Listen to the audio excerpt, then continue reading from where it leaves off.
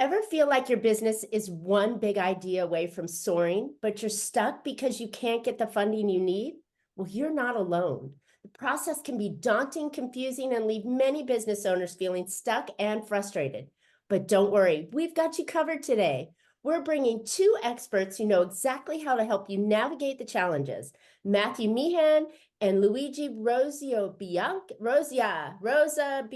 if I can say it right. If I don't butcher it, I apologize.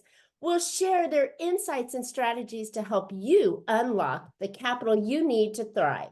So tune in today's Profit with a Plan podcast and discover the solutions that'll take your business to the next level.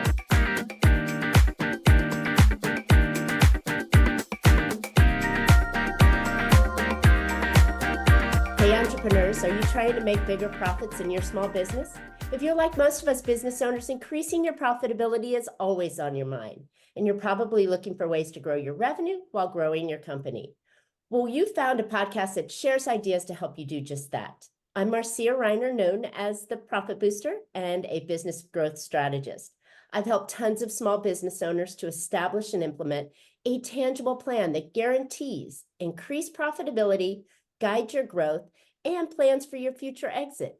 Because building a highly profitable and sale-ready business creates a win-win scenario. That's more money now and a windfall when it's time to let go. And I want to share strategies that I've learned with you on today's Profit with a Plan podcast. But before we get started, I have something really special for you. If you ever wanted to supercharge your business, avoid profit plateaus, operational headaches, or growth roadblocks, well, I've created a brand new Profit Booster playbook just for you. You'll uncover 3 essential strategies and the quick way to take action on them. This is not just a single-page report. It's filled with impactful strategies, actionable steps, and expert guidance to help you elevate your profits. Go download it for free at boostingprofit.com. All right, listeners, have I got a treat for you? My 2 guests today are powerhouses. Matthew Meehan. Matt is known as he knows money, and more specifically, how to get it. You don't spend over 2 decades on Wall Street without picking up a trick or 2. Now he specializes in helping small and medium-sized businesses, both private and public, obtain the capital they need to succeed. Through performance-based sales initiatives, business development strategies, and guidance for financing and credit solutions, Matt has been making it rain for entrepreneurs from the East Coast to the West. Now my second guest, Luigi Rosabianca, is ready to talk strategy. Luigi's the guy you want in your corner. With a diverse educational background in architecture, law, and political science, they don't call him the professor for nothing. He's the strategist to his core. His experience allows him to accurately and precisely analyze your business's strengths, identify areas of weaknesses, and customize actionable solutions regardless of the size or industry. If you want to grow your business and grow it well, Luigi's the man with the plan. Guys, welcome to Profit with a Plan podcast. Oh, thank you for having us here. Awesome. I'm so excited. Okay, so I've got this has been something that's been in the works for a little while, audience. We've been chatting on the other side. I was a guest on their podcast, which is called The Liquid Lunch, which is a real fun podcast where we talk about really neat ideas on business growth. But we strategize the idea that most businesses need money, right? For something that they're doing. All they need is just an influx of money to make that business go the next level. And so I was really excited when the boys said, yes, they'd come on my show as well. So guys, how in the world, I mean, your introduction said this is how you stepped in, but what was it about business financing and growth that dragged you into this kind of place? Oh, well, I spent the better part of 2 decades on Wall Street, and I helped a lot of larger corporations and companies that were going public access capital through a network of investors that I created, that I met, relationships. I managed over $150 million. And honestly, I got tired of the inner frameworks of big corporate America. So I decided to pack up New York and leave, headed down to Orlando, Florida. We weren't happy, so we moved to the happiest place in the world, the happiest place on earth. So as I was doing that, I was actually working with an old mentor of mine, and he was actually in the small business lending arena. So I started lending money to small businesses, right? Um, Off my own balance sheet, my own capital out there, different ways to lend them money. It was either equity and debt or a combination of equity and debt. But I noticed really quick that these businesses actually, they needed more than just a check. Okay. Small business owners, for some reason, have in their mind, they think money solves everything. But you know, they think they need a gazillion dollars when they only need a tenth of that to probably get them through their problem. They're good at throwing money at problems. They're good at filling leaky buckets with money, but that leaky bucket still leaks and they never actually fix the core issue. So that's when me and Luigi teamed up and we decided, hey, if we're going to lend money and we're going to invest in these businesses and we're going to help them get to the next level, we actually have to go in and actually help them and dig under the hood a little bit more. Love it. Love it. Okay. Well, absolutely. Throwing money at the problem just makes it burn up faster, right? So having a good solid plan with that. And Luigi, you're the man with the plan, which singing my song here. Where did you get into this? I mean, you had political science. Come on. Uh, I, I was that kid in his 20s. It took a while to figure out what he was going to do. I wanted to become an architect. I thought because I was playing with Lego blocks as a kid, that meant becoming an architect. Little did I know, it was back-breaking drafting before they developed CAD design. That's how old I am. But I'm going to piggyback on your analogy of the fire, right? I like to flip the coin on the other side. When clients come to us and look for financing, I want to make certain that fire is already in place, because all capital does is accelerates the fire, right? If the business is not kindling, if the business is not burning, like Matt said, you're just wasting precious resources, right? So financing and capital is an accelerant. It's not going to fix any problem, right? So we as Americans have this uncanny knack of treating the symptoms and not the disease. So we could have a business that has really poor lead flow and poor marketing and poor operations, and they just think more capital is going to fix that. No, let's fix the inherent problem. And then once it's fixed, we'll pour fuel on it to accelerate that growth. And that's where Matt and I, quite frankly, are a wonderful 1-2 punch, because he procures the capital, I make certain things are running properly, and it's that 1 + 1 = 3 scenario. I love it. I love it. And it's so important. I know that people, especially business owners, they're busy putting out fires and chasing more customers, that they forget about some of the foundational things, and that time to look inward at their business to say, what really is the problem and why am I constantly putting out these fires, right? And so I think that that's a fantastic, as you say, 1-2 punch to be able to give them the growth that they so desire. Now, correct me if I'm wrong, we're not talking about market domination and running after Amazon. We're just talking about sustainable, progressive growth, right? Marcia, the large companies don't need us. They already have their C-suite of professionals. They have their board of directors. We're talking about that humble, small to medium-sized American company that doesn't have access to the professional resources and the C-suite. And that's where the three of us come into play, because we're able to add value at, frankly, a very reasonable cost, because we're basically outsourced talent. They don't need us in-house, right? So it's that classic, I love this analogy. It's like, you know, when you move the rudder 2 inches, that entire ship steers around. And that's really all these small businesses need. Just those little itty bitty corrections in it. I love it. I love it. Okay, so when we're talking about this, Matt, and we're looking at financing, what kind of things would you finance? I mean, are you financing projects or are you financing the business as a whole?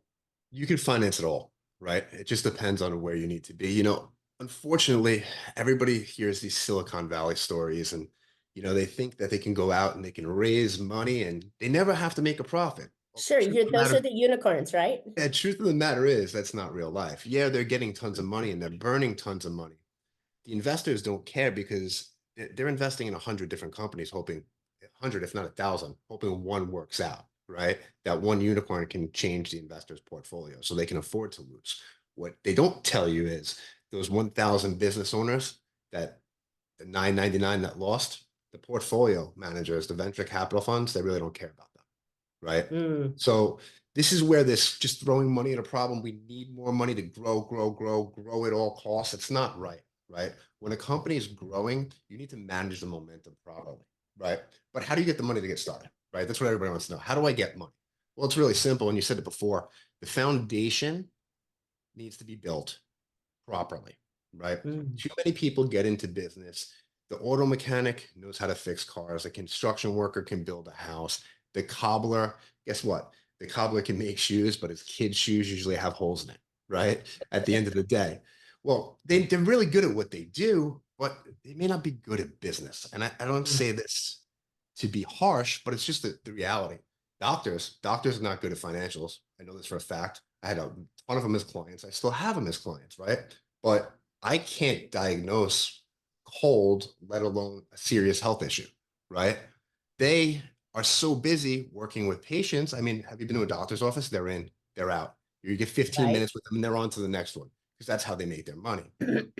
But because they're moving so fast, they don't have their foundation built properly. And if you want to grow into, let's use a doctor's office, for example, into multiple offices and multiple practices, if that foundation has cracks in it, right, that skyscraper and that business is going to fall down. So setting up your business entity is number one, right? Setting up the proper business bank accounts and business banking relationships from day one. I would actually recommend that everybody start a business bank account not only with a large traditional national bank like Chase because of their technology, but also set up a relationship with a credit union, right? Credit unions tend to have more rates. And let's be honest, they're a lot more easy. They're easier to deal with because they're local and in the community. You're usually not just a number to them if you make yourself known there, right? Nice. Um, Nice. And I it- think, having on that team, people like attorneys, right? You don't need them now, but it's nice to know one when you do need one, so you don't have to start and hunt the relationship down. That's why I love the idea that you're sharing with the banker, is that you may not need money now, but if you have a relationship with that credit union or the local bank, they're going to be, and walking in, right? Not just doing the ATM, but walking in and meeting these people, they're going to be more apt to help you, right? yeah, relationship capital is huge. It's probably better than cash in in your business, right? If you have a lot of good relationships out there, you can actually get access to whatever you want. We're big believers in relationship capital. Most people, what they need to actually do, their first hire, and they should not shy away from this, is a good bookkeeper and a good CPA, right? Because if you want to get money that's not going to kill your business and you've been in business for 2 years or more and you want to go to that bank and finally get money because they usually require 2 years in business, they're going to ask you for full financials. If you can't produce full financials or a financial package, I mean, Marcia, you know this, right? You go into a business, you say, "Show me your financials." Yeah, we haven't updated since 2016, but my CPA is working on it. Fire that CPA, get a new one, right? Your Exactly. My CPA income needs to have shows, your but my expenses aren't inputted, right? You mean So I they can't have use the something, but not all shoebox? of it. You mean I can't use the shoebox with receipts? You're definitely dating yourself, Luigi. Even the smaller solopreneurs that are out there doing things, stop accepting Zelle payments, right? Oh, Don't right. use Zelle. Or You Venmo. grow up, get a business bank account. Don't use Venmo. Put the deposits in there, right? To go back to on what we finance and how we can finance things, we use the three C's, right? Cash flow, credit, or collateral. Okay. You don't need all three of them. If you have all three of them, you're going to get better rates and terms, but you only really need one to get some type of funding for your business. Nice.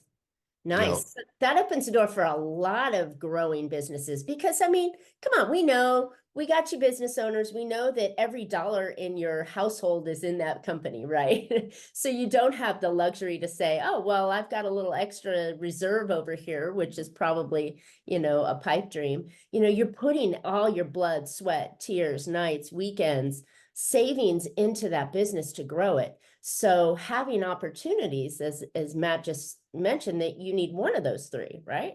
yeah, you just need one of those, right? Some are better than others. Obviously, banks like collateral because they want to know how they're going to get paid back. Right. If this is just a hobby to you and it's not really a business and they lend you money, oh, how am I getting paid back? Cash flow, revenue-based financing is going to be more expensive. There's a time and a place for it. But if you've only been in business for 3 months, unless you're using investor money, you're not going to get financing anywhere else outside of cash flow financing. So to use your Exactly. example, if you're using Venmo, the only deposits going into your bank account are from Venmo.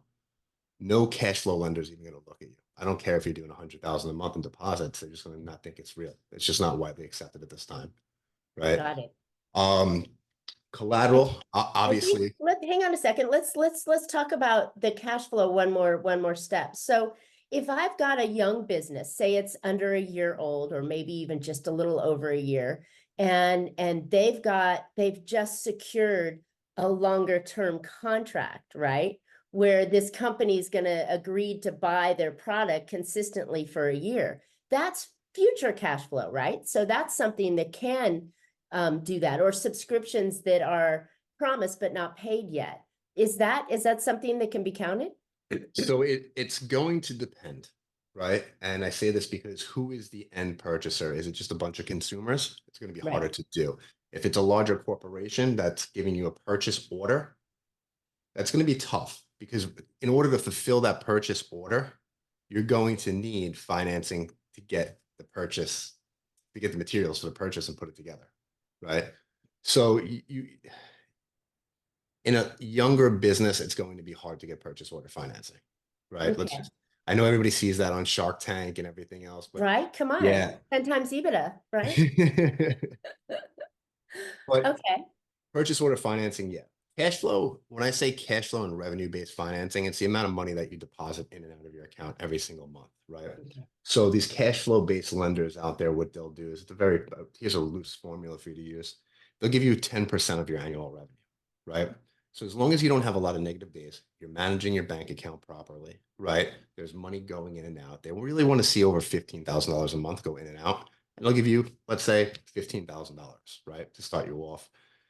Probably be about 12 months on that, right? But it's paid back quickly. It's paid back on a weekly basis, right? Mm. So they'll take their money back. That's how they mitigate their risk. And those rates, are they up there with like the paycheck loans? Are they a super high interest So, rate kind of financing? so I don't want to get too technical. It's not exactly an interest rate. What they're doing is they're buying future receivables that don't exist yet at a discounted price today. So let's use Okay. the example. Let's say you need $10,000. I'm going to borrow $14,000. I'm going to buy $14,000 worth of your receivables. In exchange, you're going to pay me back $14,000 for the $10,000 I give you today over a set period of time, Got right? So it's not really an APR, and that's how they get around usury laws, right? To be honest with you, but it could be, yeah, 25, 30, 40% even on some of these. But if it's still not a complete loss if you're going to take that loan, if you're looking at, oh, well, the interest rates nowadays are 7-8% or, under this rate and I'm paying 45, right? But what you're getting is you're getting access to something you need now. And if you're smart about it and you only take one of those and not multiple loans like that, and you can manage the repayment schedule and get it paid off, you now bought yourself the opportunity that you were looking for, right? Yeah, exactly. So you have to have a specific purpose and use case for the money. So anytime anybody wants to work with us and get one of those, we sit down and we do the math and see how it'll affect their business. Now, it's also helpful if you're in a pinch and you need money quickly because they can fund it and inside of 5 hours, right? We can get these deals funded. Yeah, I funded Okay. $10 million on a deal like this inside of 72 hours. Yikes, that's a lot of Yeah. money on a short-term rate. Well, the client had an opportunity to go out and buy another business and needed the money, right? That's So, it. And that's the thing that I think people forget is that if you have great cash flow, you have opportunities that present themselves, like buying this great business, right? And I'm sure you ran the numbers and it made sense to do that kind of loan. And in a short period of time, the revenue from that company would offset the, expense that you had to pay to get in. But wow, that's yeah. that's why So Luigi and I are always looking at how can we get this company stronger, right? Well, you hit the nail on the head, Marcia. It's opportunity cost, right? Imagine a seasonal e-commerce retailer and you're approaching October and you need inventory for December Christmas push. Mm-hmm. What are your options if you're a startup or a new company, right? Your options are really limited, but that inventory can churn in 3 to 4 months. So sometimes those short-term solutions work best depending on the business models. Now, having said that, what Matt was leaning towards earlier was if you create the proper fundamentals, you'll never need to rely upon those sort of draconian solutions, right? Because you would have had nurtured solid business credit and great trade lines. You've got wonderful accounting and bookkeeping protocols in place. So if I need to generate a P&L, I can generate one in 5 minutes, not in 5 months, right? Right. So those are the types of triggers that small businesses need to have in place to be able to capitalize on opportunities. Love that. And I love the idea of hiring a bookkeeper, not Aunt Susie, to do your books and do it early on. And I mean, there's some great bookkeeping organizations out there that are not charging thousands and thousands of dollars to manage your receipts and incoming and outgoing and getting you prepared for it. They may not do your taxes, but they're still going to be able to keep your books in line and keep you aware. Because as far as I'm concerned, your bookkeeping is data that will help you make decisions going forward, right? Marcia, you know this. If you can't measure it, you can't improve it. That's right. That's right. I love it. Wow. Okay. So we talked a lot about cash flow. So I cut you off, Matt. You were going to talk about the other type of loans that are available, or the other two of the three legs on the stool. Yeah. So you have, I like that analogy. I use it a lot. Three legs on a stool. So you have collateral. Everybody knows what collateral is. If you own a house, that's basically collateral, right? What most people don't realize, though, is there's different forms of collateral, right? If you own trucks or you own any yellow steel, we call it, in your business, if you're a construction company and you have dump trucks and you have excavators and you have high-end tools or servers that are, you can use that as collateral to a bank, right? Okay. What most people don't realize is that they have actually collateral and they don't even know it a lot of the time. So in that example that you used earlier, you were talking about to purchase, but now let's say you're selling to Walmart, right? You're selling t-shirts to Walmart. Walmart's not going to pay you for 60, 90, probably 120 days. I was just going to right? say, if you're lucky, yeah, at a fraction Yeah. of 2 cents on the dollar, right? So you still got to provide everything, but you're not getting money in for 60, 90, 120 days. So you have a dormant piece of collateral on your balance sheet, right? Which is called accounts receivable. So you can actually collateralize your accounts receivable in order for a payment today, right? So that's always a good one that we look at. There's also other things out there where we can look at, which is ledger lines of credit that kind of work like AR financing, but we wrap every piece of collateral that you have, not just your accounts receivable, and do a standard rate for you. And then obviously you have credit, right? Credit financing is you got to have good credit, both in business credit. Are we talking personal credit and business credit, or one or the other? Both. It's important to have both, right? You have to guard your personal credit with your life and separate your business as soon as you possibly can. Okay. So like I said earlier, go out, get a bank account, also get a business credit card from that bank and start utilizing it, right? Start having your company be able to live and breathe on its own, right? And also you want to make sure these credit cards are not reporting on your personal credit as well. One big mistake that we see a lot. Wait a minute. Will they report on both? They'll report on my business side and my personal side, or will they just report on my personal side? It depends on the card and it depends on the credit bureau that you're looking at, right? So a good business credit card will allow you to only show up on your business credit side, not your personal side, right? Because as business owners, a lot of the time what we wind up doing, because it's easy, is we swipe that credit card. Well, let me tell you something. If you're swiping personal cards, you're running up your utilization, right? So your utilization is going to be way off. Now, if it's on a business credit card and the right business credit card, it's never going to show on your personal side. Why does utilization matter? Because the higher the utilization, the lower your credit score, and it drops. Right. So personally, if you want to buy a house, it could affect that. But now, even if you want to get a loan for the business and your personal credit score drop because of utilization on those cards, it's going to affect you getting the loan as well. Got it. So you need to build business credit and protect and build your personal credit consistently and monitor them. Love it. These are really, really valuable insights for the business owner to be able to say, hey, this is a real entity I'm working with here, right? It's providing income for my family. It's providing income for my employees. It's providing services to the community. I've got to make sure it can stand on its own and live for a long time to service the community and the families that are depending on it. So I think this is a really good advice that you're sharing on here. So let's transition a little bit. So we know that there's credit and there's financing and there's things on there, but I think you've talked about loan side for the most part of this. How do we look at when loans don't necessarily work? Is there an opportunity to exchange maybe an equity piece for money coming in, or is that kind of a standard common, or is that kind of a not so standard common? Well, you'll see a lot of professionals working on startups. And by professionals, I mean accounting firms, attorneys. They'll invest their sweat equity and know-how for a small percentage of either revenue share or profit sharing. So we've seen that occur. The initial startup phase for a business has to rely on the old bootstrapping. So yeah, you can look at the end of the day, if you don't have a provable concept or a viable business model, it's going to be difficult to have someone else believe in it.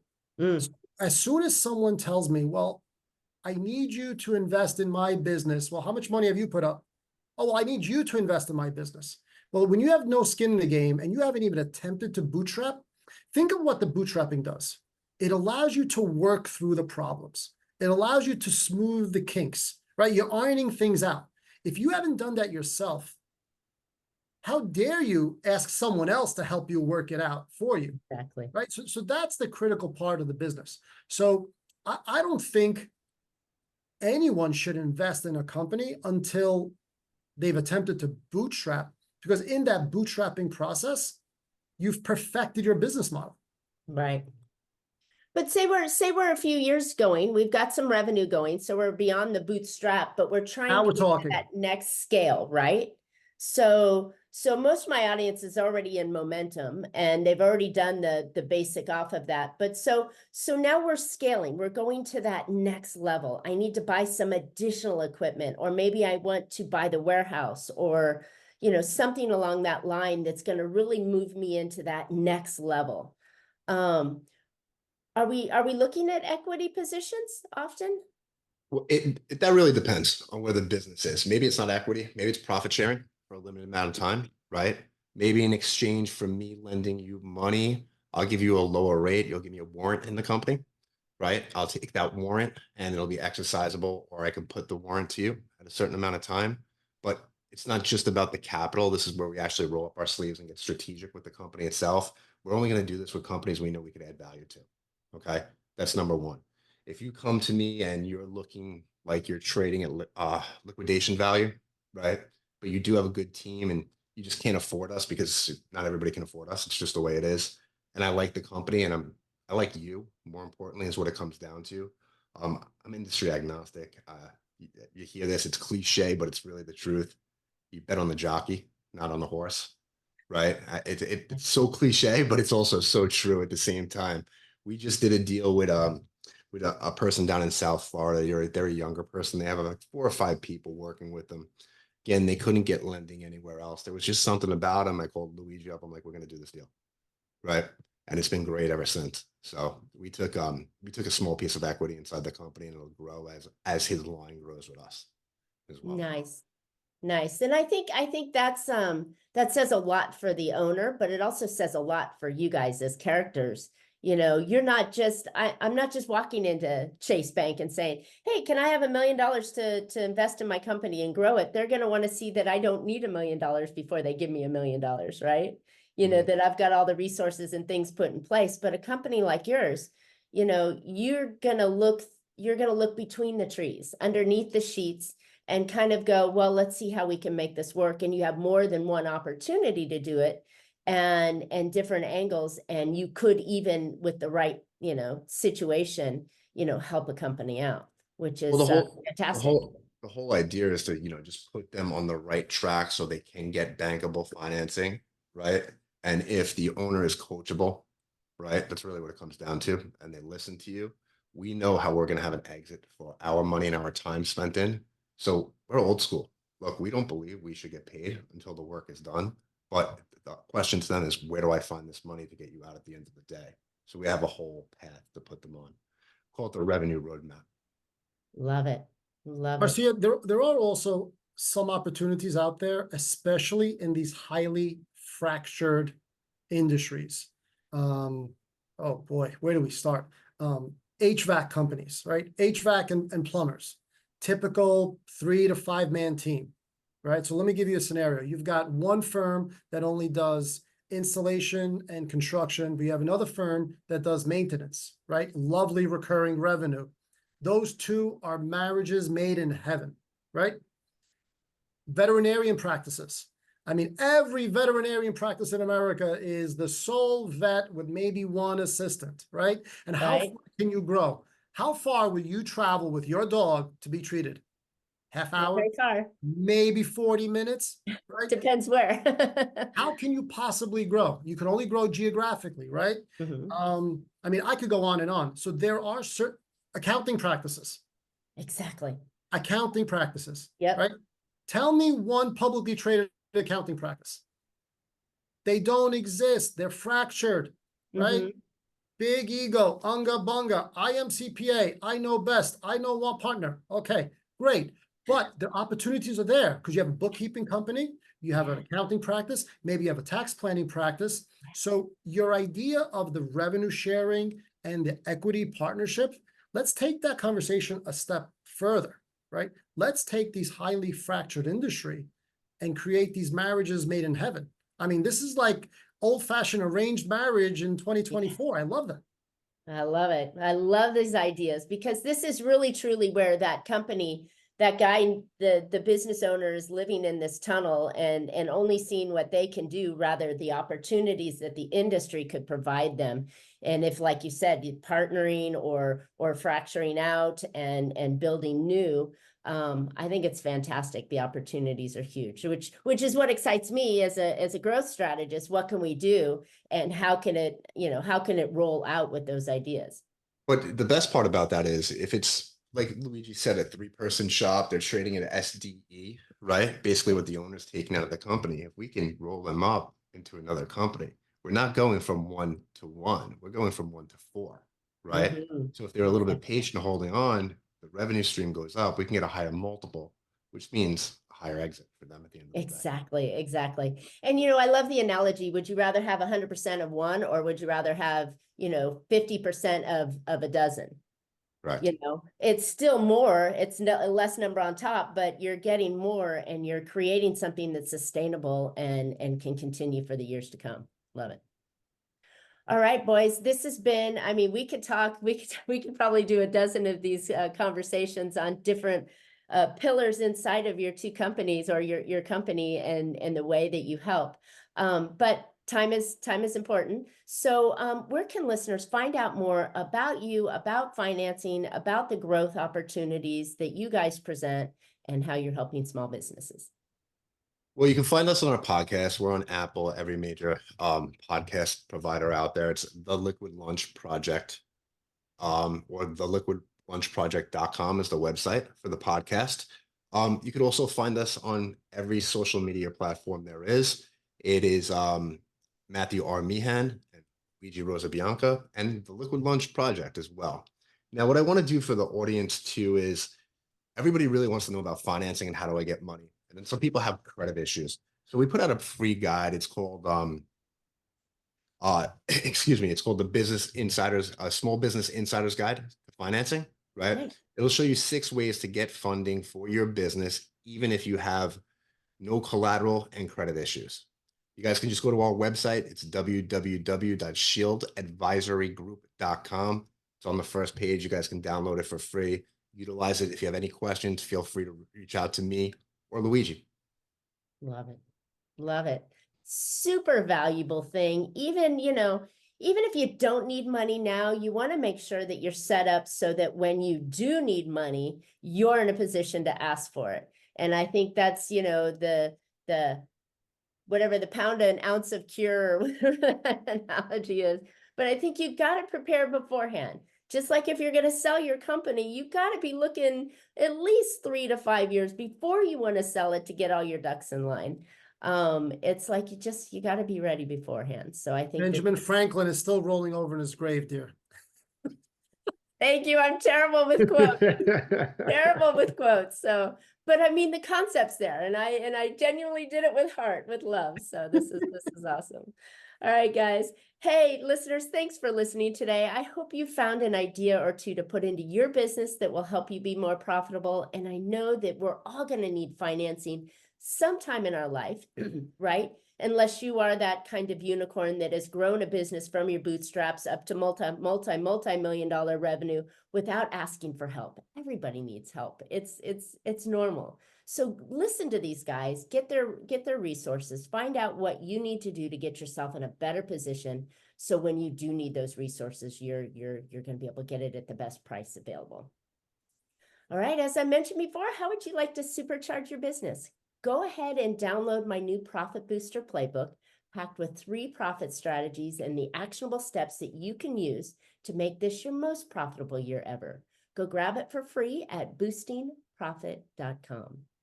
And Luigi and Matt and I would love to hear your questions. That you have any feedback, what kind of financing are you looking for? Hit us up in the comments for the podcast here and we'll respond. And while you're at it, subscribe. You don't want to miss future shows.